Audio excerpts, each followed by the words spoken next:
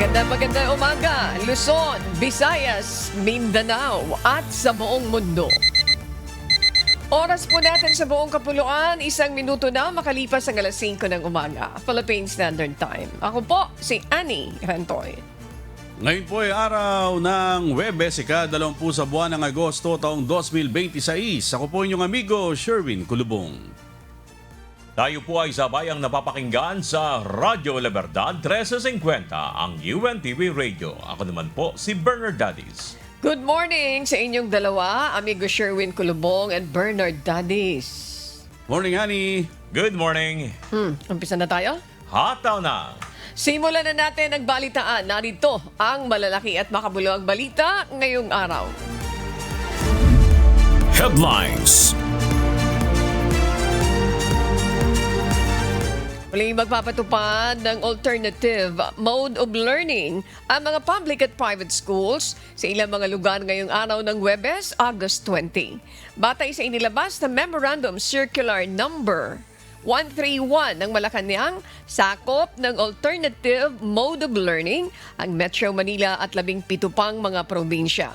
Kabilang na dyan ang Abra, Benguet, Ilocos Norte, Ilocos Sur, La Union, Pangasinan, Bataan, Bulacan, Nueva Ecija, Pampanga, Tarlac, Zambales, Batangas, Cavite, Laguna, Rizal at Occidental Mindoro.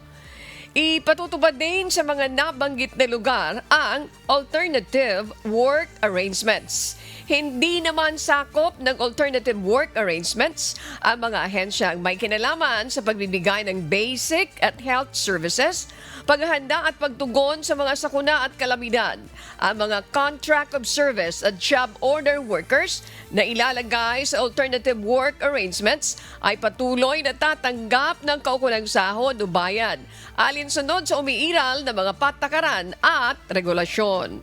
Ipinaubayan naman ng Malacanang sa mga local chief executives ang kapangyarihang magpasya kung kinakailangan suspindihin ang pasok sa mga lugar na kanilang nasasakupan na hindi napabilang sa Memorandum Circular. Habang nasa diskresyon na ng pamunuan ng pribadong sektor ang pagdideklara ng suspension sa trabaho. Hataw Balita ngayon. Gumuho ang isang malaking pader sa may Dizon Estate sa Barangay San Agustin sa San Fernando, Pampanga sa kasagsagan ng malakas na pag-ulan kahapon. Dahil dito pinasok na ng tubig at nagdulot ng pagbaha sa ilang bahagi ng subdivision ang insidente. Agad namang tumulong ang mga responder at mabilis na inilikas sa mga residente. May baha rin sa ilang lugar sa Bacolor, Pampanga. Habang sa Apalit, Pampanga, nagmistulang lawa na ang ilang mga subdivision dahil sa ilang araw na mga pag-ulan. Sa drone shot video na ibinahagi ng Apalit DRRMO, makikita na lubog na sa baha ang ilang subdivision. Dahil dito kinailangan ng ilika sa mga residenteng nakatira dito dahil sa patuloy na pagtaas ng tubig. Sa ilan pang videos na nakuna ng UNTV News and Rescue, makikita na maraming sasakyan sa mga subdivision ang nalubog na rin sa baha.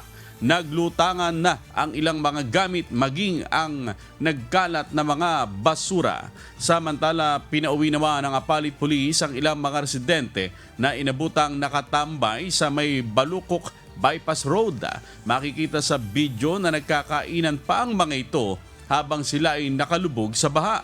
Habang may ilan rin ang inabutan pang nag-iinuman habang nakatambay sa Bypass Road. Patuloy naman ang paalala ng kapulisan ng Apalit na mahigpit na ipinagbabawal ang paliligo o paglangoy sa may Barangay Tabuyok at Barangay Colgante upang maiwasan ang anumang insidente. Hataw Balita ngayon. Nalubog sa baha ang ilang mga bayan sa Bataan bunsod ng malakas na pag-ulan na naranasan kahapon August 19. Sa mga ibinahaging larawan ng Maribeles Disaster Risk Reduction and Management Office, makikita kung paanong sinuong na mga sasakyan ang baha sa may Roman Highway, partikular na sa Barangay Cabcaben at Barangay Townsite. May ilang mga bahay rin ang nabagsakan ng mga nabuwal na puno. Binaha rin ang ilang mga kalsada sa bayan ng Hermosa, kaya naman ang ilang residente ay gumagamit na ng bangka. Samantala, naging katuwang naman ang pwersa ng Bataan Provincial Police para mailika sa evacuation centers ang mga binahang residente. Naghatid rin sila ng mga libreng tinapay sa mga residenteng hindi pa rin umaalis ng kanilang mga bahay sa kabila ng mga pagbaha. Habang ang iba naman ay inabutan ng mga ito ng tinapay sa mga evacuation center. Hataw Balita ngayon. Gumuho naman ang lupa sa ilang magkakahiwalay na insidente sa bayan ng Marilao, Bulacan, bunsod ng halos 3 linggo ng mga pagulan. Sa kabila nito, may ilang mga residente pa rin ang ayaw na lumika sa gitna ng pagbanta ng landslide sa ilang lugar. Bukod sa Marilao, kasama rin sa binabantayan ang bayan ng Norzagaray at San Jose del Monte. May hataw na balita si Nestor Torres. Matinding takot ang naramdaman ni Aling Maria Cristina Nemenso na residente ng Barangay Santa Rosa 1 sa Marilao, Bulacan nang makita na lamang na gumuho ang kanilang bahay na nakatayo sa may tabing ilog. Kwento niya, naglilinis siya sa likuran ng kanilang bahay noong Martes nang bigla na lamang gumuho ang lupang kinatitirikan ng kanilang bahay. Mga bandang alas 10, habang inaayos ko po yung mga halaman ko, naramdaman ko po unti-unting lumalambot po yung lupa, unti-unting pumupunta sa ilog yung lupa, kaya po bigla po akong napatakbo. Natakot po ako kasi yung halaman ko ang ganda po yun eh. Labis ding kinagulat ni Gabi Dominguez, residente rin sa lugar, nang bigla na lamang gumuho ang lupa nila sa likod ng kanilang bahay. Nadamay sa landslide ang kanilang CR, kaya problema nila ngayon ang gagamiting palikuran. Dito po yung pinaka-CR namin, tapos dito yung pinaka-tambayan namin. Yan po yung pinaka-inabot ng baha. Kasi yan yung, dati po kasi may puno dito ng kawayan at saka ng babolo. Yun po ang pinaka-gumuho. Tapos inabot po ito halos kalahati. Nasira po yung CR namin ngayon, magpapanibago kami ng CR. Samantala, bukod sa mga bahay na gumuho, pinangangambahan din ng barangay na madamay din sa landslide ang nasa 30 bahay na nakatayo malapit sa ilog. Pero kahit delikado, may mga residente ang ayaw pa ring umalis sa lugar at gustong manatili sa kanilang mga bahay. Ang nakikita nyo sa aking likuran ay ang malakas na agos at rumaragas ang tubig dito sa Marilao River. Kahapon, umapaw ang tubig sa lugar kung saan umakyat hanggang dito sa aking kinatatayuan. Ang problema, maraming mga residente ang ayaw lumikas sa lugar. Kaya naman paalala ng barangay official, kailangan na silang umalis para walang mapahamak at madisgrasya kapag gumuho ang nasabing lupa. Taon-taon naman po, ganito po yung baha dito sa amin. Kaya po, kabisado na po namin, ang tanging nagagawa lang po ng barangay is palikasin sila, papuntahin sa evacuation center kung talagang lalaki po yung ilog. Ngayon po, itong mga tao po na to, sa dala po ng kahirapan, wala naman din ho malilipatan. Kasi ito po yung lupa naman ho talaga nila. Kinain nga lang ho ng ilog. Batay sa monitoring ng Bulacan Provincial Disaster Risk Reduction and Management Council o PDRRMC, sa kabuuan ay 3 insidente na ng landslide ang naitala sa Bulacan. Bukod sa Marilao, kasama rin sa mga lugar na kanilang maigpit na binabantayan ang mga bayan ng Norzagaray at San Jose del Monte kung saan mataas rin ang banta ng mga pagguho ng lupa. Nestor Torres, humahataw sa balita ngayon. Matindi ang naging epekto ng habagat sa bansa sa mga nakalipas na mga araw. Ayon kay Pangulong Ferdinand Marcos Jr., isang paglalagay ng underground cisterns o imbakan ng tubig sa nakikita nilang solusyon upang maiwasan ang mga pagbaha sa mga mabababang lugar. May hataw na balita si Nel Maribohok. Nagpatawag ng situation briefing si Pangulong Ferdinand Marcos Jr. sa mga kinaukulang ahensya ng pamahalaan sa headquarters ng Metropolitan Manila Development Authority o MMDA kahapon. Sa pagharap ng Pangulo sa media matapos ang pulong, sinabi niya na naging matindi ang epekto ng habagat sa bansa. Pero dahil sa naging hakbang ng gobyerno kontra baha, tulad ng dredging at pagsasaayos ng mga pumping station, naging mabilis ang paghupa ng tubig. Sa ating nakuhang briefing ay nakita natin may mga lugar na talaga namang tinamaan pa rin ng baha pero mas bawas na. Kung dati ay 2 stories ang baha, ngayon siguro hanggang tuhod na lang. Yung iba hindi na nabaha. At ang isa pang bagay dyan ay mas mabilis na ang paglabas ng tubig. At kung dati mag-aantay ang tao ng 2-3 araw bago mawala yung baha, ngayon wala pang 1 araw wala na. Ayon pa sa Pangulo, nagiging new normal na ang matitinding mga pag-ulan dahil sa habagat. Bunsod pa rin anya ito ng climate change.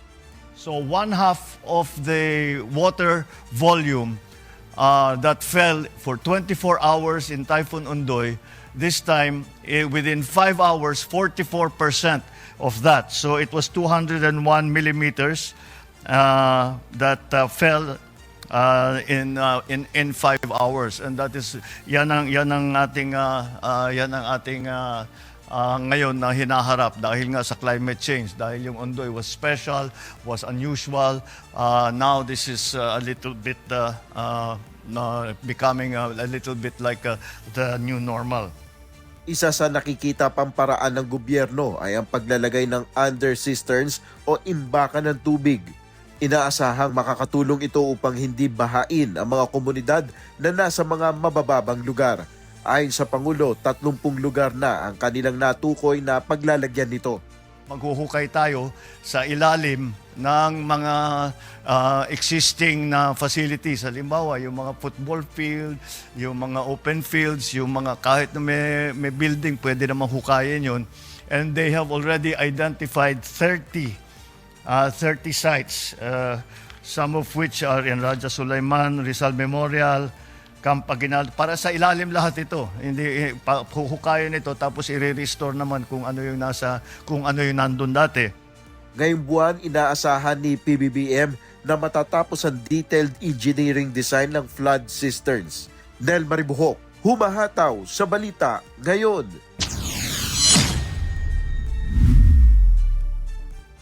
Nangako ang Metropolitan Manila Development Authority o MMDA na kanilang isusulong sa budget hearing ang pondo para sa Comprehensive Drainage Master Plan ng Metro Manila. Ito ang tiniyak ng MMDA matapos na muling makaranas ng matinding pagbaha sa Metro Manila. May humahataw na balita si Mia Alonso.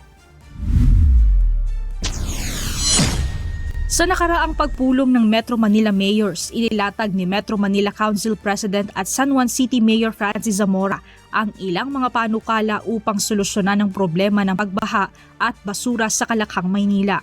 Kabilang dito ang Comprehensive Drainage Master Plan, ang dredging ng San Juan River at Waste to Energy Project.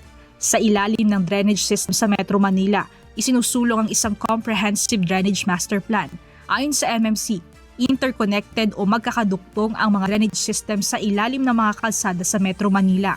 Kaya naman kailangan nila na pag-aralang mabuti ang drainage network ng mga lungsod upang magkaroon ng iisang sistema at maiwasan ang pag-backflow, lalo na kapag malakas ang mga pag-ulan.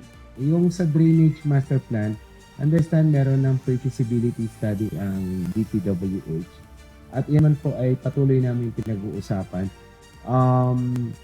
Siguro po, Mayor Sam, ito po yung commitment ko sa inyo, will take an active role para mapondohan na itong Drainage Master Plan sa Metro Manila. Ito pong taon na to para maisagawa po natin yan as soon as possible. Kaugnay ito tiniyak ng MMDA na kanilang isusulong na maisama sa General Appropriations Act ang pondo para sa feasibility study ng Comprehensive Drainage Master Plan sa Metro Manila. Ayon sa MMDA, uunahin ang feasibility study sa kaisusunod ng mismong engineering plan upang maging epektibo ang plano. Siguro baka pwede nating hatiin. Dati po kasi ang target namin, aside doon sa feasibility study, down to detailed engineering design. Siguro baka pwede muna natin i-limit doon sa feasibility study para maaral lang yung laki ng mga drainage, yung elevations and all, pati yung interconnectivity para mas maliit na pondo ang kailangan natin. Kasi po, mas mahal pag may detailed engineering design. So, yun na lang po muna siguro at ipupush po natin na sana po makasama sa GAA din natin yung pong pagpapasagawa ng comprehensive drainage master plan, at least for the feasibility study. Binigyang diin ng konseho na kapag puno o barado ang isang daluyan, maaaring mag-backflow ang tubig at maapektuhan ang mga kalapit na lugar.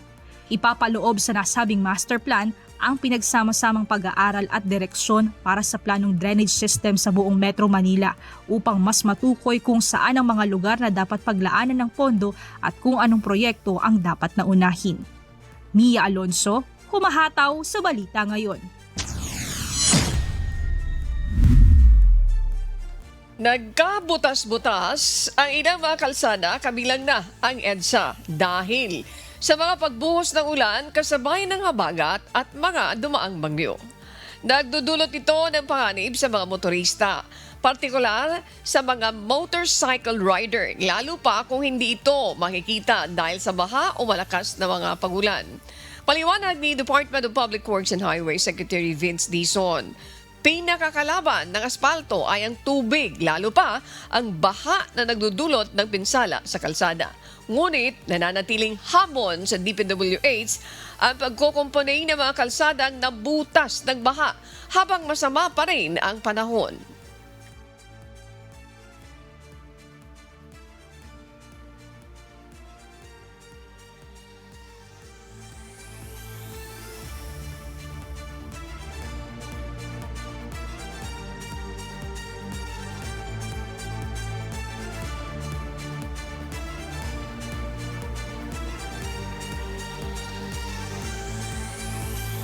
Hataw Balita Ngayon. Samantala, nasa 25 hanggang 27 truck ng basura ang nakolekta na ng Metropolitan Manila Development Authority o MMDA. Partikular ito sa mga binahang bahagi ng EDSA kasabay ng malakas na ulan dahil sa habagat. Ayon kay MMDA General Manager Undersecretary Nicolas Torre III, naiwan sa mga kalsada ang maraming basura kasunod ng paghupa ng baha sa EDSA. Agad naman anya itong nilinis ng mga tauhan ng MMDA kasama ang mga local government unit upang hindi na makabana sa mga motorista at residente. Binigyang diin naman ni Yusek Torre na hindi lang dapat sa bilis ng paglilinis na susukat ang pagiging epektibo ng garbage control ng ahensya. Mas mahalaga pa rin anya na mabawasan ang dami ng basurang nakikita sa mga pangunahing kalsada at iba pang lugar na hindi dapat pagtapunan.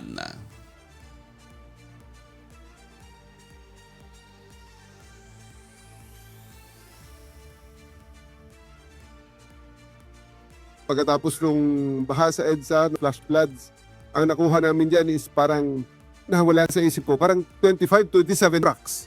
Ang nakuha namin dyan na basura, dyan lang sa mga flash floods sa EDSA na iniwang basura. Isang araw lang namin pinagkukuha lahat yan. 2 days, 3 days ago, yung malakas na pagbaha. So pag-subside, dahil nag-subside siya gabi. Sino mo subside ng gabi, deploy agad ang hindi ng mga tao kasama ang local government units, hinaul na kaagad namin para hindi na makaabala kinaumagahan. Hataw Balita Ngayon. Sa iba pang balita, suspendido pa rin ang klase sa Ateneo de Zamboanga University ngayong araw ng Huwebes, August 20. Ayon sa pamunuan ng universidad, wala pa rin pasok ngayong araw upang bigyan ng dagdag na panahon ang buong school community para sa kanilang well-being at kaligtasan. Sa ngayon ay patuloy ang pakikipag-ugnayan ng universidad sa mga otoridad hinggil sa nangyaring shooting incident noong Martes. Nakikiusap din sila sa lahat na manatiling kalmado at iwasan na magpakalat ng mga hindi beripikadong impormasyon, pati na ang mga sensitibong video hinggil sa nangyaring insidente. Muli rin silang umapila ng respeto at paggalang sa pamilya ng mga naapektuhan ng trahedya. Hataw Balita Ngayon. Hindi umano na itago ng maayos ng tauhan ng Bureau of Customs ang kanyang 2 baril. Ito ang dahilan kaya't nakuha ito ng kanyang anak na ginamit sa pamamaril sa loob ng Ateneo de Zamboanga University noong Martes, August 18. Kaugnay nito, humihiling sa Kongreso ang Department of the Interior and Local Government o DILG ng mas mabigat na parusa sa mga pabayang gun owners. Si Leia Ilagan, humahataw. Nagkaroon ng akses sa baril ng kanyang ama. Natauhan ng Bureau of Customs ang estudyanteng namaril sa loob ng Ateneo de Zamboanga University noong Martes. Base sa investigasyon ng pulisya, nasa loob lamang ng sasakyan ang 2 baril ng tatay. Nakuha ito ng kanyang anak nang ihatid siya ng driver sa eskwelahan gamit ang nasabing sasakyan. Ayon kay Department of the Interior and Local Government o DILG Secretary John Vic Remulla, nakalusot ang baril dahil hindi na aniya iniinspeksyon ng security ang mga nakasakay sa kotse na pumapasok sa campus. Ang kailangan na naparitan niya yung protocol kasi yung protocol nila, lahat ng mga private schools, pag kotse dumadaan, hindi na titignan. Pag pumapasok sa pedestrian gate, titignan. Ganoon rin naman yung mga public schools natin eh. Kasi titignan sila ng mga tanod, yung mga pulis ando doon. Pero dito kasi, pinapasok yung kotse diretso papunta sa eskwelahan at walang sitahan. Hindi ito ang unang shooting incident sa paaralan kung saan nakuha at ginamit sa krimen ang service firearms ng isang law enforcer. Sa nakaraang shooting incident sa loob ng San Jose National High School sa Tacloban City, isa sa mga baril na ginamit ng shooter ay pagmamay-ari ng kanyang tiyahin na isang pulis. Kaugnay nito, humihiling si DILG Secretary Remulla sa Kongreso ng mas mabigat na parusa laban sa mga gun owner na nagpapabaya sa safekeeping ng kanilang mga baril. The law has to be stronger. Lahat ng mga uniform personnel, meron niyang rules na kailangan nilang sundin. Number 1 nga dyan yung safekeeping, lalo na kung inuuwi.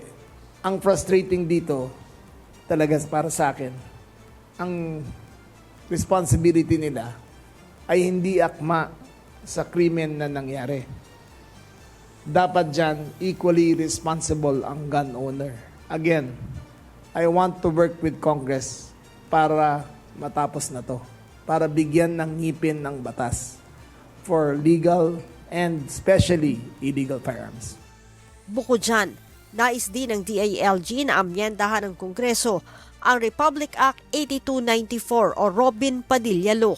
Sa ilalim ng naturang batas, bailable o maaaring makapagpiyansa ang mahuhulihan ng loose firearms. Bagamat lisensyadong armas ang ginamit sa pamamaril ng mga estudyante sa loob ng eskwelahan sa Tacloban noong Hulyo at sa Zamboanga nitong Martes, umaabot naman sa 98% ng gun crime incidents sa bansa ay mula sa mga baril na hindi rehistrado.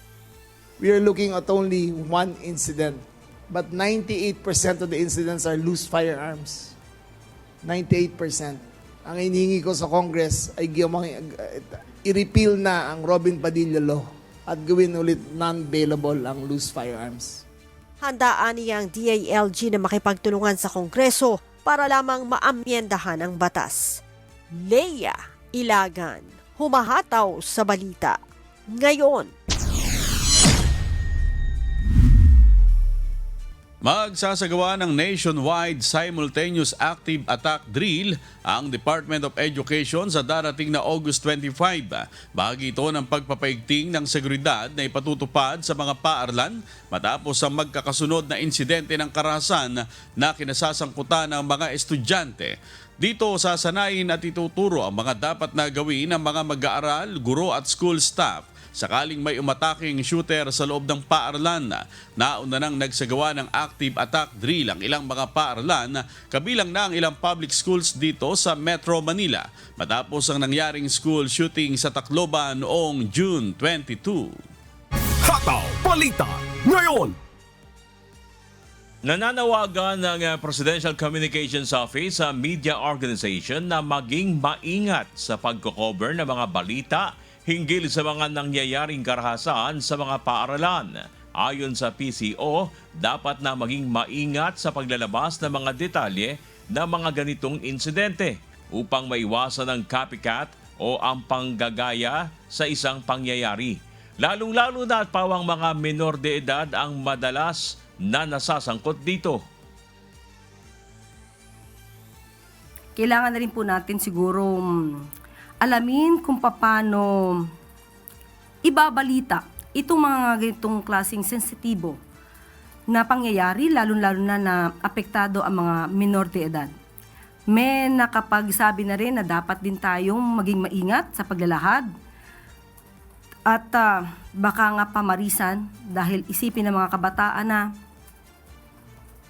sa ganung edad ay wala namang maaaring makulong. Hindi po kasi ito ang dapat na talagang naituturo natin sa ating mga kabataan. Samantala, inatasan na ni Pangulong Ferdinand Marcos Jr. ang Department of Education na magsagawa ng nationwide school safety audit. Kabilang na dito ang pagpapakabit ng mga metal detectors at CCTVs, pati na ang pagdaragdag ng mga security guard sa malalaking eskwelahan. Hataw Balita ngayon. Naniniwala naman si Vice President Sara Duterte na nasa side ng providers ang dapat na maging regulasyon kung nais ipagbawal ng batas ang paggamit ng mga minor de edad ng social media. Sa ambush interview kahapon, natanong ito hinggil sa kanyang opinyon sa panukalang pag-ban sa mga minor sa paggamit ng social media.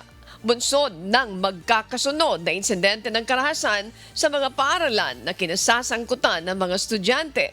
Para kay BP Sara, mismong ang mga provider ang dapat na magbawal sa mga minor na magkaroon ng access sa social media platform. Anya, mahirap itong ipagbawal ng paisa-isa, lalo na at umaabot na sa nasa 24 hanggang 29 million ang populasyon sa Pilipinas na mga nasa basic education level. Ang pagbaban kasi dapat nandito sa side ng provider no? So kung gagawa tayo ng batas, dapat ipagbawal natin doon sa mga platforms na mag-register yung mga minors doon sa kanila. Dahil hindi natin magawa na ipagbawal yun pa isa-isa sa lahat ng kabataan natin. Sa ngayon ay mainit na pinag-uusapan ang panukalang i-ban ang mga menor de edad sa paggamit ng social media na hinalang na impluwensyahan ang mga kabataan na gumawa ng karahasan. Hataw Balita ngayon. Hinihikayat ngayon ng isang eskwelahan sa South Cotabato ang paggamit ng transparent bag sa kanilang mga mag-aaral, guro at iba pang kawani ng campus. Sa post ng Santo Niño College Foundation, ipinakita nito ang ilang estilo ng transparent bags na maaring gamitin sa kanilang campus na inaasahang makatutulong para masiguro ang ligtas, maayos at komportableng kapaligiran sa kanilang paaralan. Hinihikayat nito ang lahat ng nasa eskwelahan na sundin ang panukala hanggat maaari at ipakita ang kanilang pakikipagtulungan at pangunawa habang patuloy na pinapalakas ng institusyon ang mga hakbang para sa kaligtasan at seguridad ng campus. Hataw Balita ngayon. Ipinaliwanag ni Palace Press Officer Undersecretary Claire Castro na taken out of context umano ang kanyang naging pahayag hinggil sa mga guro kasunod ng nangyaring pamamaril sa loob ng Ateneo de Zamboanga University. Ayon sa Palace official, hindi niya sinisisi ang mga guro kundi siya ay nagpapaalala lamang. May hataw na balita si Joan Nano. Matapos na umani ng mga batikos ang kanyang naging pahayag kahapon sa mga teacher kung saan sinabi nito na minsan na niyang nakita na may mga guro na nagtuturo sa kanilang mga estudyante kung papaano maging walang modo lalong-lalo na sa mga nakakatanda o sa ibang tao. Ipinaliwanag ni Palace Press Officer Undersecretary Claire Castro na hindi niya kailanman sinisisi ang mga guro. Ayon kay Yuse Castro na taken out of context ang kanyang naging pahayag at iginiit na wala siyang sinabing ang mga guro ang may kasalanan. Ito ay may kaugnayan sa sunod-sunod na karahasan sa mga paaralan na kinasasangkutan ng mga estudyante. Sa ACT Teachers Party List, hindi po ito paninisi.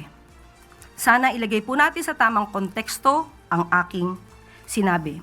Hindi ito pag-atake sa mga guro. Nais lamang po nating ipakita sa mga guro na hindi po kayo lahat. Hindi po kayo sinisisi. Ito ay pagpapaalala. Binigyang diin ni Yusek Castro na hindi niya nilalahat ang mga teacher, kundi may mga tinutukoy lamang siya na ilang insidente gaya ng nangyari sa Davao City kung saan pinagsalitaan anya ng ilang estudyante si Pangulong Ferdinand Marcos Jr. ng hindi magagandang pananalita. Gayun din ang isang insidente na mismong ang guro pa umano ang nagturo ng hindi tama sa kanyang estudyante na ipinaabot niya sa DepEd. Unang-una ay wala po tayong sinisisi na mga guro. Ito ay pagpapaalala sa ating mga kagalang-galang na mga guro kung ano po ang kanilang malaking role bilang tagahubog ng magandang kaugalian, lalong-lalo na sa mga kabataan. Paglilinaw ng palace official, hindi nawawala ang kanyang respeto sa mga guro, lalong-lalo na at isa ring public school teacher ang kanyang yumaong ina. Anya, huwag sanang masamain ng mga teacher ang kanyang sinabi dahil layon lamang nito na magpaalala sa kanilang mahalagang papel sa paghubog ng mga kabataan. Nauunawaan po natin kung saan po nanggagaling ang ating mga guro, pero huwag po nila sanang masamain kung atin lamang nire-remind at pinapaalalahanan na muli na napakalaki po ng inyong role bilang pangalawang magulang sa ating mga kabataan at hindi ko po kailanman hindi bibigyang galang ang mga guro. Dahil ang aking ina, hindi pa po ako pinapanganak, ay isang public school teacher. Joan Nano humahataw sa balita ngayon.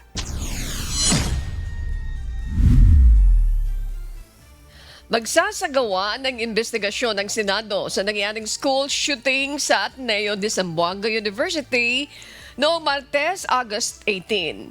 Ayon sa mga senador, dapat itong agad na matugunan upang maiwasang maulit ang pangyayari. May humahataw na balita si Shed Neresina.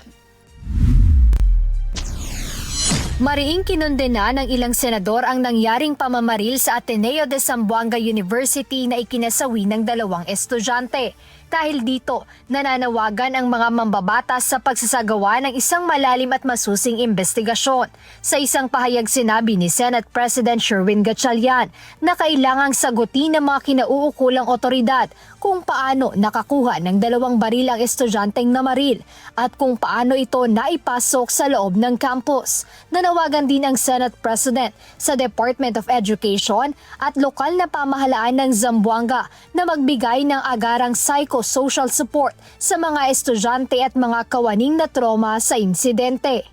Para naman kay Senator Bam Aquino na siyang chairperson ng Senate Committee on Basic Education, nakadudurog ng puso ang trahedya. Binigyang diin niya na ang paaralan ay isang lugar ng pangarap at hindi ng takot at karahasan. Kaya naman sisikapin aniya ulit ng Senado na gawin ang lahat upang hindi na maulit ang ganitong insidente. Kinwestiyon naman ni Senator Bongo bilang chairperson ng Senate Committee on Youth kung mayroon bang naging pagkukulang o lapses sa seguridad ng campus kaya naipasok ang mga baril. Ipinunto rin ni Senator Go na ang mga paaralan ay dapat manatiling zones of peace and learning at hindi kailanman dapat mabahira ng karahasan ang mga institusyong pinagkakatiwalaan ng mga magulang para sa kaligtasan ng kanilang mga anak. Nagpahayag naman ng pangamba si Senator Risa Ontiveros sa posibleng koneksyon ng insidente sa nihilistic violent extremism at mga online community. Sinabi ng senadora na pinag-aaralan pa nila kung ang karahasang ito ay konektado sa violent extremism o sa online communities na naunang sinuri matapos ang Tacloban school shooting. Sa totoo lang, kung ang karahasan ay hindi lamang ginagawa, kundi idinidisplay, ginagaya at nila-livestream pa, mas malaki at mas malalim ang problemang kailangang harapin natin bilang isang lipunan. Bilang chairperson ng Senate Committee on Women, Children, Family Relations and Gender Equality, itutuloy natin ang trabaho laban sa NVE, sa online grooming for serious violent activity, at iba pang banta sa kaligtasan ng ating mga anak. Mariinding nanawagan si Senate Minority Leader Alan Peter Cayetano na ang karahasan sa mga paaralan ay hindi dapat nanonormalize. Aniya, ang mga paaralan ay dapat manatiling ligtas na lugar kung saan ang mga kabataan ay maaaring matuto ng walang takot. Ngayong umaga, inaasahang tatalakayin ng Senate Committee on Women, Children, Family Relations and Gender Equality ang nangyaring school shooting sa Zamboanga City. Jedne Resina, humahataw sa balita ngayon. Tinuligsa ni Davao City 1st District Representative Paulo Pulong Duterte ang umano'y paggamit sa trahedya sa Ateneo de Zamboanga University bilang impeachment propaganda. Kasunod ito ng pahayag ni Private Prosecutor Attorney Lorna Kapunan na naniniwalang may kontribusyon ng extrajudicial killings o EJK sa nakalipas na administrasyon at si Vice President Sara sa lumalalang kultura ng karahasan sa bansa. Ginawa ng abogado ang pahayag ng tanungin sa pinakahuling insidente ng karahasan sa paaralan. Nung nakita natin yung mga video sa grave threats, nag-hire na raw siya ng someone to kill the First Lady, the President, and the Speaker of the House. That's a culture of violence, di ba? Yung kultura ng tatay niya, yung mga extrajudicial killings, kung kaya yung tatay niya ay nasa Hague, no? Dahil sa extrajudicial killings niya, na human rights violation naman yan. Na it's a crime against humanity. Culture of violence yun. Yun na ba ang legacy ng ating mga leaders na mamanahin natin? Kasi yung mga values ng leaders natin, yun ang nakikita ng mga kabataan ngayon.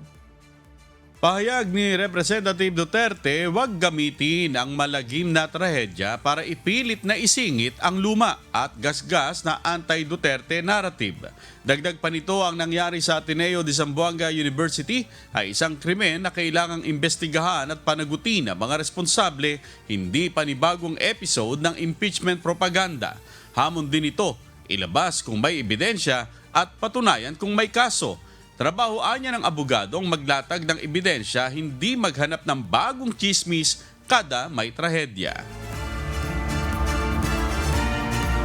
Iginit ng Malacanang na dapat ding maging transparent ang sinumang nananawagan ng transparency.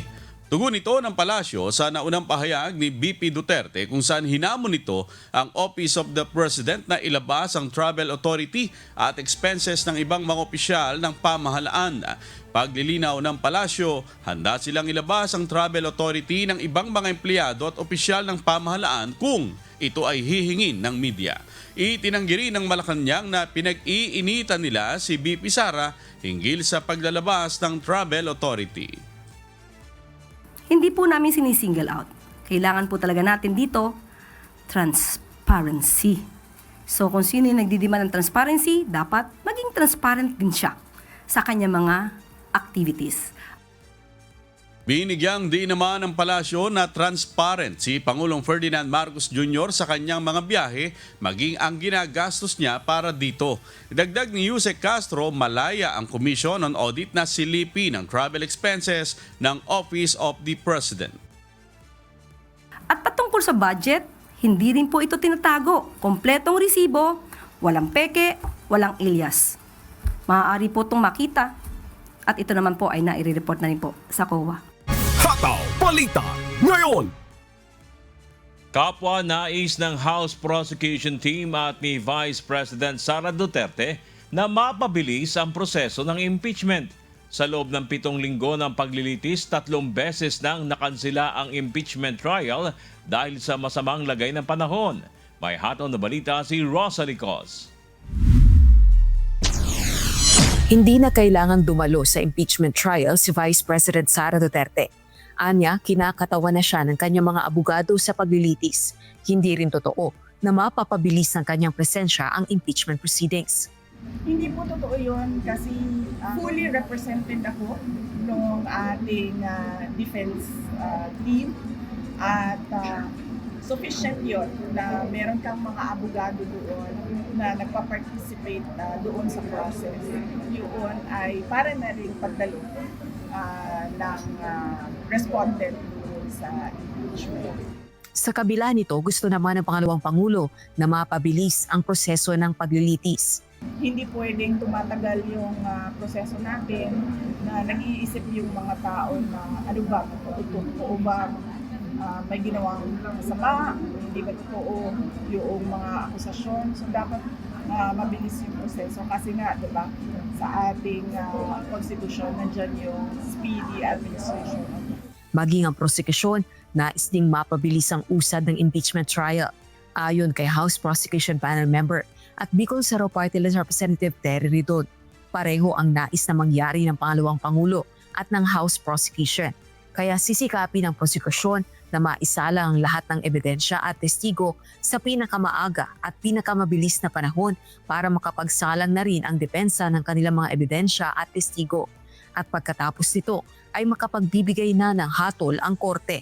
Gate naman ni Counsel for the Panel of House Prosecutors na si Attorney Lorna Capunan, inaasang mapapaiksi na ang trial days para sa Article of Impeachment na confidential funds misuse, misappropriation at irregular liquidation. Ito'y dahil sa ipinagkaloob na judicial notice ng impeachment court para sa transcript of records kaugnay na mga ginawang pagdinig ng Kamara sa confidential funds issue at impeachment proceedings laban kay VP Duterte ngayong 20th Congress. So, mapapadali ang presentation of evidence because of this judicial notice. Ang ibig sabihin ng judicial notice, hindi na kailangan pakita yung mga transcripts sa House, hindi na kailangan i-produce yung mga documents, no, at maraming admissions doon. Ano? So, yung mga gusto namin ilagay na witnesses dyan, hindi na kailangan. Nalaman nyo in the next few days na mababawasan ang witnesses natin dahil sa judicial notice na yan. At dahil sa testimony ng mga witnesses, lalong-lalo na si Acosta, maraming napatunayan ang prosecution sa kanya. Pero dagdag nito, dapat maipresenta ang lahat ng ebidensya ng prosekusyon at hindi maaaring i-shortcut ang proseso. Rosa Licos, humahataw sa balita ngayon. Mariing itinanggi ng spokesperson ng Senate Impeachment Court ang mga bali-balita hinggil sa umano'y panunuyo ni Presiding Officer Senator Francis T. Escudero sa ilang senator judges para bumoto sa conviction ni Vice President Sara Duterte.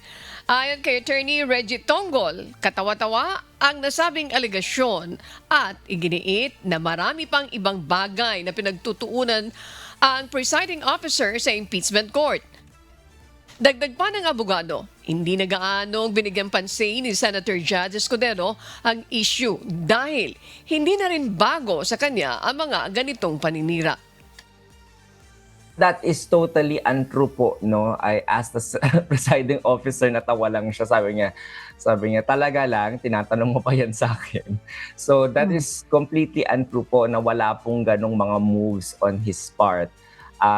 He is busy and his time is taken up by reading and studying the case, both the witness testimony, the number of documents, at saka yung mga resolutions na kailangan niyang ilabas.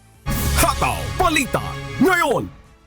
Naniniwala ang kampo ni Vice President Sara Duterte na malakas ang reklamong perjury na inihain laban kay Ramil Madriaga. Ayon sa abogado ng bise, mahihirapan ang piskalyang hanapan ng butas ang mga reklamo para mapawalang bisa ito. May humahataw na balita si Ivana Alvarez. Kung ebidensya ang pag-uusapan, kumpiyansa ang kampo ni Vice President Sara Duterte sa kanilang dalawang nakahaing perjury complaints laban kay Ramil Madriaga. Pero batid ng abogado ng Vice Presidente na si Attorney Paulo Panelo sa mga posibleng kahinatnan ng mga reklamo dahil ang Taguig City Prosecutor's Office ay nasa ilalim ng Department of Justice. Alam naman natin na of course kontrolado sila ng Malacanang. The Secretary of Justice is of course a cabinet member of PBBM na kalaban sa politika ng ating Vice President. Sa kabila nito, pinili umano ni VP Sara na ituloy ang paghahain ng reklamo sa piskalya. Kaya naman ginawa nila ang lahat ng paraan para maging airtight o walang butas ang kanilang mga complaint sa puntong hindi ito basta-basta madidismiss. Kaya umabot ng ganito, 750 pages itong second complaint, yung first complaint 300 pages, para walang butas, para mahirapan sila kahit gusto nilang i-dismiss. Dahil sa politika, may hirapan sila. Kung i-dismiss man nila, magmumukhang sinadya nila para lang siraan itong si VP Sara. Ayon kay Attorney Panelo, hindi lang affidavit ang isinumiti nila sa Office of the City Prosecutor ng Taguig. May kalakip rin itong mga dokumento, certification at sinumpaang salaysay ng mga taong makakapagpatunay na peke umano ang mga testimonya ni Madriaga. Kabilang sa mga pinasisinungalingan ay ang tinatawag na manager's check, mga lugar kung saan umano isinagawa ang paghahatid ng pera at ang mga taong sinasabing kasangkot sa mga transaksyon. Iginiit ng kampo ng Vice Presidente na hindi tumutugma sa mga sinumpaang pahayag at records na kanilang nakalap ang mga detalye ng supplemental affidavit ni Madriaga na binasa nito sa House Justice Committee para sa impeachment proceedings noong Abril. We want to show the people also na ganitong klaseng testigo ang balak gamitin ng prosecution laban kay VP Sara. Malicious, baseless, and desperate witness. So ganun din yung character ng mga taong nasa likod ng impeachment. Wala talaga silang basihan, talagang politika lang ang habol nila. Sa ngayon, ayon kay Attorney Panelo, submitted for resolution na ang unang perjury complaint na inihain noong March 4. Habang ang ikalawang reklamo naman ay isinampa nitong Lunes, August 17. Hiniling ng kampo ng bise na makonsolidate ang dalawang reklamo sa prosecutor's office. Si Ramil Madriaga ay ang self-confessed bagman umano ng pangalawang pangulo na kasalukuyang nakakulong sa Camp Bagong Diwa dahil sa kasong kidnapping. Isa rin ito sa inilistang testigo ng prosekusyon sa impeachment trial ni VP Duterte para sa aligasyon ng umano'y maling paggamit ng confidential funds. Evan Alvarez, humahataw sa Balita Ngayon. Isinangguni na ng National Bureau of Investigation sa Department of Justice ang pagsasampa ng kaso laban sa sinalakay na pabrika ng bakal sa Davao noong nakaraang linggo. Ayon sa NBI, bukod sa mahina ang kalidad ng ginagawang bakal, may natuklasan din sila na radioactive material sa naturang planta. May humahataw na balita si Benedict Samson. Kasong paglabag sa Philippine National Nuclear Energy Safety Act, Toxic Substances and Hazardous and Nuclear Waste Control Act of 1990, Consumer Act of the Philippines at Presidential Decree No. 1586 o ang Environmental Impact Statement System. Itong mga reklamong tinitingnan ng National Bureau of Investigation na maaaring ihain laban sa sinalakay na paggawaan ng bakal noong August 13. Ayon sa NBI, naisangguni na nila ito sa Department of Justice. Sa isinagawang raid ng NBI at Presidential Anti-Organized Crime Commission noong nakaraang linggo, nadiskubre sa loob ng Davao Mighty Steel Corporation ang mga radioactive materials tulad ng uranium-238 at thorium-232 na ginagamit sa paggawa ng mga bakal. Ayon sa mga otoridad, lumalabas sa pagsusuri na lumagpas sa itinakdang applicable exemption level ang ginagamit na radioactive materials ng naturang pabrika, nalabag sa regulasyon ng Philippine Nuclear Research Institute. Bukod dito, natuklasan din ng NBI at PAOK na mahina umano ang kalidad ng mga steel bars na ginagawa ng nasabing pabrika. Lumalabas din sa investigasyon na ilan sa mga bakal na gawa ng Davao Mighty Steel Corporation ay nadiskubre sa mga gumuhong gusali nang tumama ang magnitude 7.8 na lindol noong Hunyo sa ilang bahagi ng Mindanao. Sa ngayon, patuloy ang ginagawang product tracing ng mga otoridad sa mga bakal na may radioactive materials na naibenta na sa merkado. Benedict Samson, humahataw sa Balita Ngayon. Nagpapaalala ang Bureau of Immigration sa publiko na mag-ingat sa mga illegal recruiter na nangangako ng mataas na sweldo at citizenship abroad. Kasunod ito ng pagkakaharang ng immigration sa nasa 14 na biktima ng human trafficking sa may Clark International Airport. Sa investigasyon ng BI, nag-aalok umano ang dalawang naarestong recruiter ng nasa $3,000 na buwan ng sweldo at citizenship sa bansang Russia. Sa ngayon ay na-turn over na sa Interagency Council Against Trafficking ang mga biktima para sa gagawin nilang investigasyon at posibleng pagsasampa naman ng reklamo laban sa dalawang nahuling recruiter. Hataw Balita ngayon. Inaprubahan ng Commission on Elections o COMELEC ang isang bagong polisiya na kumikilala sa pakikilahok sa eleksyon ng mga Persons Deprived of Liberty o PDL bilang basihan para sa Good Conduct Time Allowance o GCTA. Sa pamamagitan nito, mababawasan ang panahon ng kanilang sentensya sa correctional facilities. May hataw na balita si Dante Amento. Ang pagboto ay karapatan sa ilalim ng konstitusyon. Kaya naman naniniwala ang Commission on Elections na ang pagpaparehistro at pagboto ay itinuturing na mga basihan para sa Good Conduct Time Allowance o GCTA na iginagawad sa mga Person Deprived of Liberty o PDL. Sa pamamagitan ng GCTA, mas napapaikli ang panahon ng pagkakakulong sa pamamagitan ng pagbabawas ng mga araw ng kabuuang parusa. Kaugnay nito, inaprubahan ng COMELEC ang isang bagong pulisiya na kumikilala sa pakikilahok sa eleksyon ng mga PDL. Sa ilalim din ng saligang batas, ang PDL na wala pang pinal na hatol ay may karapatang bumoto. Bilang bahagi ng pagpapatupad ng hakbang na ito, pangungunahan ng Vulnerable Sectors Office ng COMELEC ang pagbuo ng operational guidelines hinggil dito. Magkakaroon din ng negosasyon para sa Memorandum of Understanding kasama ang Bureau of Corrections at Bureau of Jail Management and Penology o BJMP upang formal na isama ang civic participation na ito sa mga kasalukuyang framework ng GCTA. Layunin ng pulisiyang ito na pag-isahin ang karapatan sa pagboto at rehabilitative goals ng Estado para sa correctional facilities. Dante Amento, humahataw sa Balita Ngayon. Global News.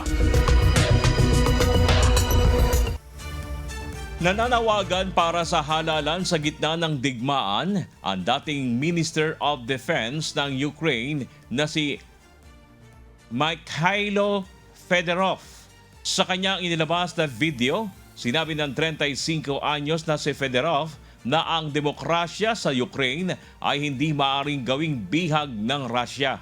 Sinabi rin niya na kailangang makahanap ang bansa ng isang legal, ligtas at makatotohanang mekanismo upang muling simulan ang ganap na prosesong demokratiko nito kahit sa gitna ng matagal na digmaan. Kasalukuyang suspended ang eleksyon sa Ukraine dahil sa martial law na umiiral mula nang sumiklab ang gyera noong 2022. Si Fedorov na kilalang malapit na kaalyado ni Ukraine President Vladimir Zelensky at tinanggal sa pwesto sa hindi pa malamang dahilan noong Hulyo, 6 na buwan mula nung itinalaga siya sa pwesto. Samantala wala pang pahayag ang presidente sa naturang video. Hataw Balita Ngayon. Nagpatupad naman ng indefinite trade embargo ang United Arab Emirates laban sa Iran. Kasunod nito ng akusasyon sa Iranian forces ng pagpapaputok ng 2 ballistic missile kung saan isa rito ay nahulog sa loob mismo ng kanilang bansa. Sa inilabas na pahayag ng UAE, Ministry of Foreign Affairs, sinabi nito na nagpasya sila na gawin ito dahil sa paglala ng sitwasyon na sumisira sa kapayapaan at seguridad sa rehiyon. Sinabi naman ng Iran na walang basihan ang akusasyong ito. Ayon kay Iran, Ministry of Foreign Affairs spokesman Ismail Baghay, posibleng ang nangyari ay isang false flag operation sa gitna ng inilunsad na gyera sa kanila ng Estados Unidos at Israel. Hataw Balita Ngayon. Nakabalik na sa Ukraine ang 103 warriors na binihag ng Russia sa pinakahuling prison swap sa pagitan ng Kyiv at Moscow. Kabilang sa mga pinalaya ang mga tauhan ng Armed Forces of Ukraine, State Border Guard Service at National Guard. Sila ang mga sundalo na nagtanggol sa lungsod ng Mariupol at nakipaglaban sa Donetsk, Luhansk, Kharkiv, Zaporizhia, Kherson, Dnipro at Sumy. Ayon kay Ukraine Commissioner for Human Rights Dmytro Lubinets, karamihan sa mga nagbalik ay mga sundalo na nasa pagitan ng edad na 26 hanggang 59 anyos. Ilan sa kanila ay mga sugatan o may iniindang karamdaman. Samantala, 103 Russian servicemen din na mula sa teritoryong kontrolado ng Kyiv ang pabalik na sa kanilang bansa. Kasalukuyan silang nasa Republic of Belarus upang sumailalim sa psychological and medical assessment bago ibiyahe patungong Russia. Ito ang pinakauli sa serye ng prisoner swap sa pagitan ng Ukraine at Russia. Hataw Balita ngayon! Sugatan ang 5 tauhan ng United States Marshal Service nang bumagsak ang tinutungtungang wooden deck sa isang operasyon. Nagtamo sila ng bali sa buto, turn muscles at concussions. Ang mga sundalong ito ay nagsasagawa ng operasyon laban sa isang sex offender nang maganap ang sakuna. Nangyari ito sa second-story deck ng apartment complex kung saan naroon ang suspect. Mabilis naman silang tinulungan ng kanilang mga kasama. Inirelease na ng Department of Budget and Management o DBM ang pondong nagkakahalaga ng nasa 1.855 billion pesos na karagdagang funding para sa Philippine General Hospital. Ayon sa DBM, nasa 1.040 billion pesos ng nasabing pondo ay ilalaan para sa mga medical services sa PGH. Habang ang nasa 800 million pesos naman ay naka-allocate para sa zero balance billing sa ilalim ng Universal Healthcare Fund. Lain ito na suportahan ang commitment ng PGH na bawasan o alisin na ang babayarang hospital expenses ng mga kwalipikadong pasyente, alinsunod sa nakasaad sa Universal Healthcare Act. Tiniyak naman ng DBM na ang pagre-release ng nasabing pondo ay sang-ayon sa mga nakatakdang rules at requirements. Hataw Balita ngayon! I-resume na sa Lunes, August 24, ng House Appropriations Panel ang deliberasyon sa 7.2 trillion pesos na proposed budget ng bansa para sa taong 2027. Iyan ang inianunsyo ni Appropriations Chair at Nueva Ecija Representative Micaela Swansing matapos ang 2 araw na kanselasyon ng pasok sa gobyerno dahil sa masamang lagay ng panahon. Sa ilalim ng revised schedule, nakatakdang sumalang sa Day 2 ng budget deliberations ang mga ahensya gaya ng Philippine Amusement and Gaming Corporation o PAGCOR, Philippine Charity Sweepstakes Office, Department of Trade and Industry, Department of Justice at Department of Science and Technology. Simultaneous ang gagawing budget deliberation ng iba't ibang mga ahensya upang maipaliwanag ng mabuti sa komite ang inihiling na pondo ng bawat ahensya. Target na matapos ang budget hearings sa committee level hanggang sa September 8. Weather News. Papalayo na ng bansa ang bagyong Neneng at wala namang nakataas na wind signal warning sa alinmang bahagi ng bansa. Sa kabila nito, patuloy pa rin niyang hinahatak ang habagat na magdadala ng mga pag-ulan sa ilang lugar. Narito po ang iba pang mga update mula sa Pag-asa Weather Forecasting Center. Magandang umaga po sa ating lahat. Ito po ang ating 5 a.m. update dito kay Bagyong Neneng ngayong araw ng Huwebes, August 20, 2026. Base nga po sa ating latest analysis dito kay Bagyong Neneng, ito po'y mas bumilis ang kanyang paggalaw at sa ngayon ay nasa may karagatan po ito o mga katubigan sa silangan ng Taiwan, 390 kilometers northeast naman ng Itbayat, Batanes. Napanatili niya ang kanyang tropical depression category, 45 kilometers per hour pa rin po ang taglay na hangin malapit sa gitna at 55 kilometers naman yung kanyang pagbugso. Yung kanyang pagkilos naman ay mas bumilis nga west-northwestward at 30 kilometers per hour. At sa ngayon nga po ay malapit na dito sa mga kalupaan ng Taiwan. Sa ngayon, wala pa rin naman po tayong nakataas na any wind signal sa ating bansa dahil malayo na nga po ito sa ating mga kalupaan.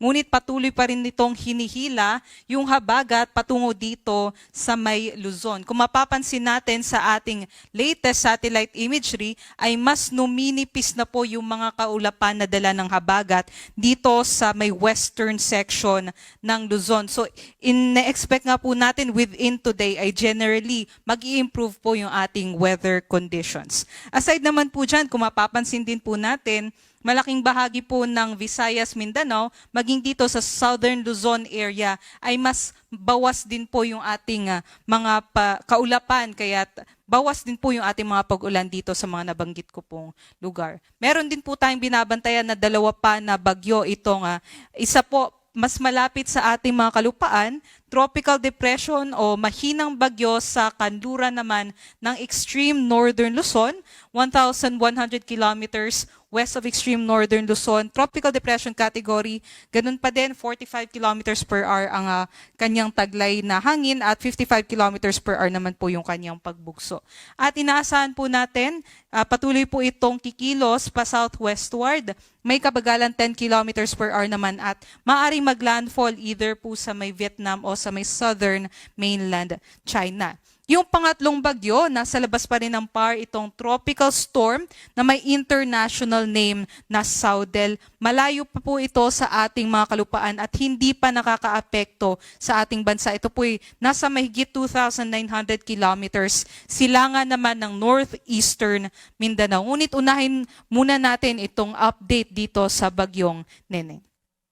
Ayon nga po sa ating latest forecast track and intensity nitong Bagyong Neneng, maaari pong kumilos ang sentro nitong bagyo pa-northward o pa-hilaga at within 12 hours, nakikita natin na mas babagal po yung pagkilos nitong Bagyong Neneng habang binabaybay yung mga katubigan dito sa may eastern coast ng Taiwan. Maaaring maglandfall po ito sa northern portion ng Taiwan within 12 hours at mas humina na at maaaring maging low pressure area na lamang within 12 hours. Kasabay ng paghina nitong Bagyong Neneng, ang paghina din nung hinihila niyang habagat.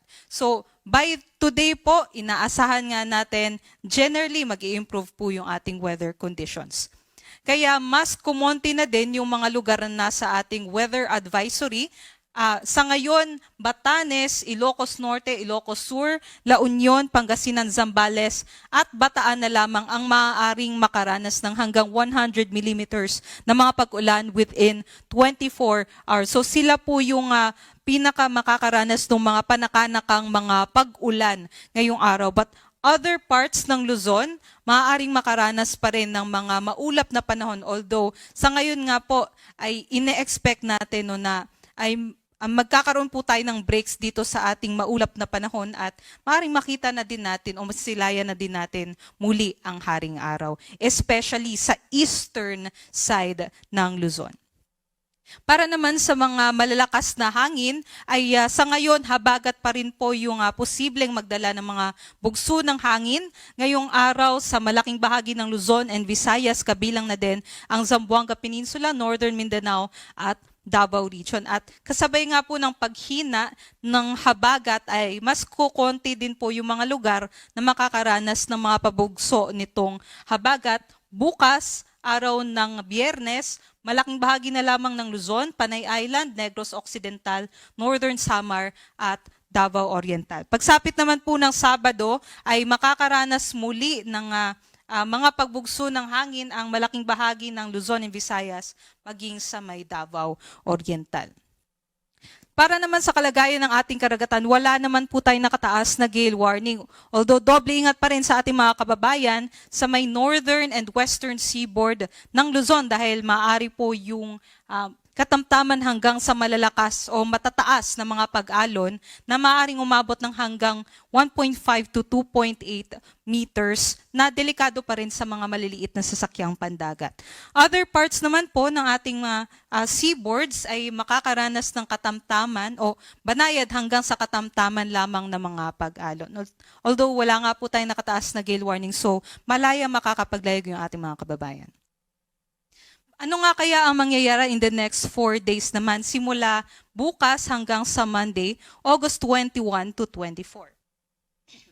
So base po sa ating latest rainfall forecast and projection, yung ating southwest monsoon o habagat ay masihina nga po kasabay nung paghina nitong bagyong Neneng. So ina-expect natin generally mag-i-improve po yung ating weather conditions sa malaking bahagi ng Luzon. Although ina-expect natin meron pa ring mga maulap na panahon, especially sa Ilocos Region, Zambales, Bataan, and maging sa may Occidental Mindoro sa araw po ng Friday to Saturday. Ngunit, para naman sa update dito sa isang bagyo na nasa labas ng PAR, itong tropical cyclone na may international name na Saudel, inaasahan natin habang nandito ito sa Pacific Ocean ay mas lalakas pa ito at maaaring over the weekend ay maging typhoon category pa. At nakikita natin ay babaybayin niya ang Pacific Ocean at maaaring kumilos pa west-northwestward. Ngayon, itong tropical cyclone Saudel ay maaari pong pumasok ng ating area of responsibility, ngunit dito na po sa may northeastern portion or northeastern boundary ng ating PAR. At kung pumasok ng ating PAR between Sunday and Monday ay tatawagin natin ito sa local name na Obet. Anong mangyayari dito sa tropical cyclone Saudel at anong epekto nito sa ating bansa? Pagsapit po ng Sunday and Monday, maaring nandito na po ito sa may northern part ng Philippine Sea. At ito muli yung hihila sa habagat. At nakikita natin by Sunday and Monday nga, magsisimula muli na magkaroon tayo ng enhancement o palalakasin muli nito yung habagat. So magkakaroon po tayo ng panibagong surge. By Sunday, start po yan.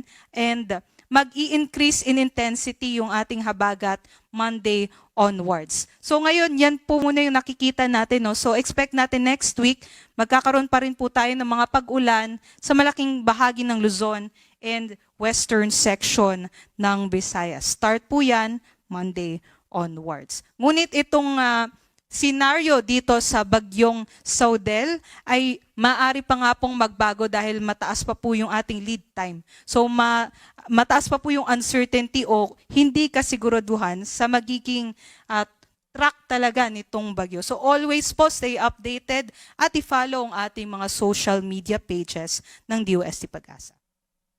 At napanood po natin ang update mula kay Pag-asa Weather Specialist Lian Loreto. Tandaan, sa bawat araw na ating nasisilayan, tayo magpasalamat sa Diyos na may lalang.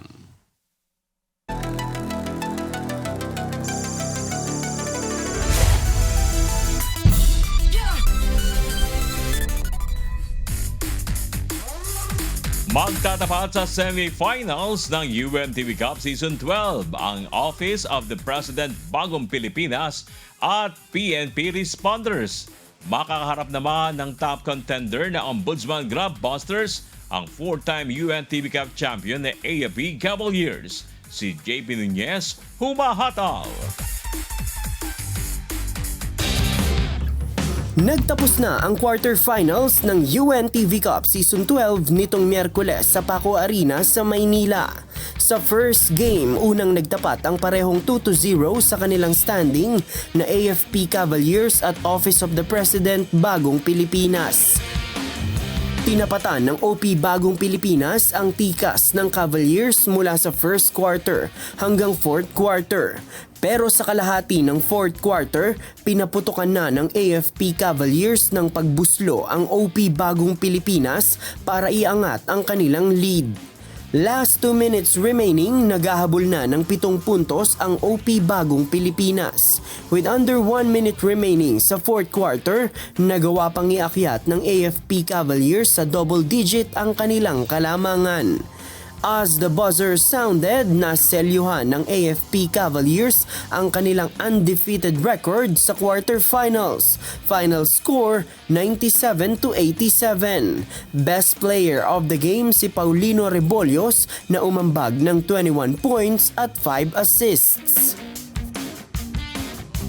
Mataas yung kumpiyansa namin na may papanalo namin yung mga games namin. Gawa ng mas marami kaming nilalarong games ngayon kaysa sa ibang mga team. Sa second game, parehong eliminated sa semifinals contention ang Comelec Vanguards at Judiciary Mages. Pero isang mainit na bakbakan sa hardcourt ang kanilang ipinamalas. Unang nakaalagwa ang Judiciary Mages sa first quarter nang tambakan nila ng double-digit lead ang Comelec Vanguards. Sa second quarter, nakabawi ang Vanguards para lumamang ng bahagya sa Magis. Subalit sa pagtatapos ng first half, ang Magis pa rin ang may hawak ng advantage. Naging dikit ang puntos ng dalawang team hanggang sa huling mga sandali ng fourth quarter. With 5 seconds remaining, naghahabol ng 3 puntos ang Magis.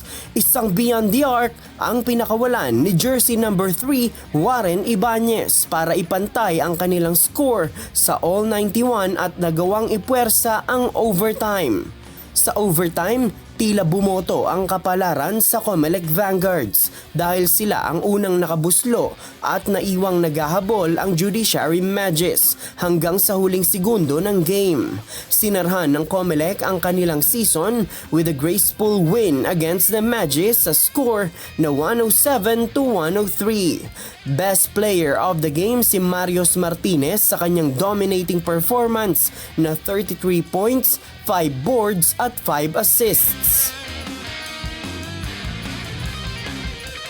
Pang-ready na lang din namin sa next season namin kasi alam naman namin na laglag na kami. Yung pagkapanalo ngayon para mataas pa rin kumpiyansa namin sa next season. Magsisimula ang first game ng semifinals sa susunod na Miyerkules, August 26 sa Paco Arena sa Maynila. Unang magtatapat ang OP Bagong Pilipinas at PNP Responders ng alas 3 ng hapon. Second game, ang top contender na Ombudsman Graph Busters kontra sa 4-time UNTV Cup champion na AFP Cavaliers ng alas 4:30 ng hapon. Mapapanood rin ang mga aksyong bakbakan sa hardcourt sa official social media accounts ng UNTV News and Rescue at UNTV Sports. Win in sports, win for charity! JP Nunez, humahataw sa Balitang Ngayon.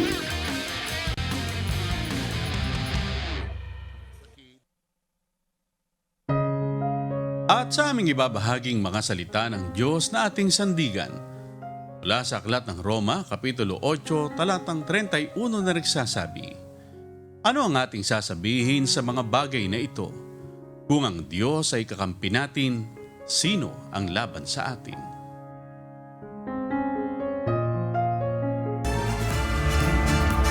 At yan po ang mga mahataw na balita ngayong umaga ng Huwebes, ika-20 sa buwan ng Agosto 2026. Ako po inyong amigo, Sherwin Kulubong. Sa ngalan na lahat ng buo ng UNTV News and Rescue, UNTV Radio Libertad 1350 at ang ating mga correspondent mula sa Pilipinas at sa iba't ibang panig ng mundo. Ako naman po si Bernard Danis. No more time, sabi ng ating EP na si Miss Joanna, no shout out Christian. At dito sa UNTV at UNTV Radio La Verdad 1350, Diyos ang aming sandigan, serbisyo publiko ang aming pinahalangahan. Ako naman po si Annie Ventoy. Stand by for a while dahil susunod na po ang serbisyong MCGI sa Good Morning Kuya. Salamat po sa Diyos at magandang umaga.